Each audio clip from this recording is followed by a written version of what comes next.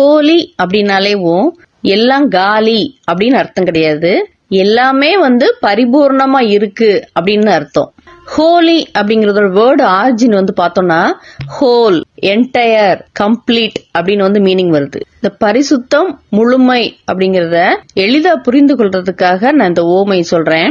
இந்த பஞ்சாமிர்தம் பண்ணுவாங்க பாத்தீங்களா, மரத்துல இருந்து கிடைக்கிற மலைவாழை, செடியிலிருந்து கிடைக்கிற சர்க்கரை, கொடியிலிருந்து கிடைக்கிற திராட்சை, பறக்கும் உயிரினமான தேனிலிருந்து கிடைக்கிற தேன், மிருகத்திலிருந்து கிடைக்கிற பால், நெய், இதோட பேரிச்சை, கல்கண்டு, ஏலக்காய் எல்லாத்தையும் போட்டு ஒரு கம்ப்ளீட்டா பிசைஞ்சு எடுத்து பண்ணுவாங்க அந்த பஞ்சாமிர்தம். அதே மாதிரிதான் ஹோலி அப்படின்னாலே ஒண்ணுமே அதுல இல்ல, எல்லாம் சுத்தமா தொடச்சு போடப்பட்டிருக்கு அப்படின்னு கிடையாது. அதுக்குள்ள எல்லாமே இருக்கு அப்படிங்கிறது தான். இந்த பஞ்சாமிர்தம் செய்யற அந்த மேக்கிங் ப்ராசஸ் பாத்தீங்கன்னா வாழைப்பழம், திராட்சை, நெய், பேரிச்சம்பழம் இதெல்லாம் முழுசா தனித்தனியா இருக்கிறதுனால அது பஞ்சாமிர்தம்னு அதுக்கு பேர் வரதில்ல. அது என்ன பண்ணப்படுது, ஃபர்ஸ்ட் உரிக்கப்படுது, பிசையப்படுது, கலக்கப்படுது, அப்புறம் அடிக்கப்படுது. அது எல்லாம் பண்ணி பிரஸ் பண்றப்ப அதுக்குள்ள இருந்து வெளியில அது அவ்வளவு சுவை கொடுக்குது. அதே மாதிரிதான் அந்த பஞ்சாமிர்தம் செய்யற இடம் மாதிரிதான் இயேசு வாழ்ந்த காலத்துல இருந்த ஒரு தோட்டம். அந்த தோட்டத்துக்கு பேர் என்னன்னா கெத்செமனே அப்படின்னாலே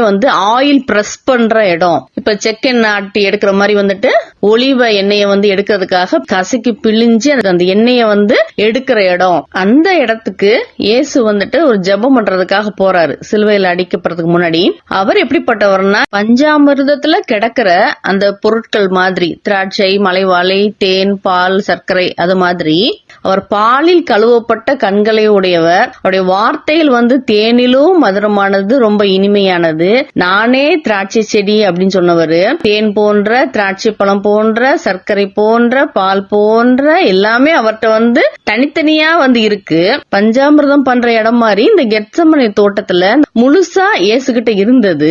இந்த இடத்துல என்ன நடக்குது அப்படின்னா பஞ்சாமிர்தம் கசக்கப்படுற மாதிரி இயேசு கசக்கப்படுறார். நம்ம கண்ணு கசங்காம இருக்கணும் அப்படிங்கிறதுக்காக தான். முழுசா உருவா இருந்தது, பஞ்சாமிர்தம் பிசையப்படுறப்ப அது உருவிழந்து போயிருது. அது மாதிரி இயேசுவும் உருவிழந்து போறாரு, நம்ம உருப்படி ஆகணுங்கிறதுக்காக.